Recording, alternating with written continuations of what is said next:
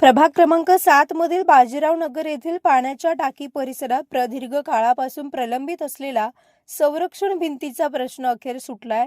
शिक्षक आमदार किशोर दराडे शिवसेना शिंदे गट यांच्या स्थानिक विकास निधीतून मंजूर झालेल्या 63 लाख रुपयांच्या वॉल कंपाऊंड कामाचे भूमिपूजन नुकतेच उत्साहात पार पडले। या विकास कामाचा शुभारंभ प्राध्यापिका तथा महिला आणि बाल कल्याण समिती सभापती शीतल शिंदे यांच्या हस्ते नारळ फोडून करण्यात आला। यावेळी बोलताना शिंदे यांनी सांगितले की या संरक्षण भिंतीमुळे परिसरातील रहिवाशांच्या सुरक्षेचा प्रश्न सुटणार असून नागरी सुविधांच्या विकासाला मोठी चालना मिळणार आहे। या महत्त्वपूर्ण निधीबद्दल ग्रामस्थांच्या वतीने शिक्षक आमदार किशोर दराडे यांचे विशेष आभार मानण्यात आले।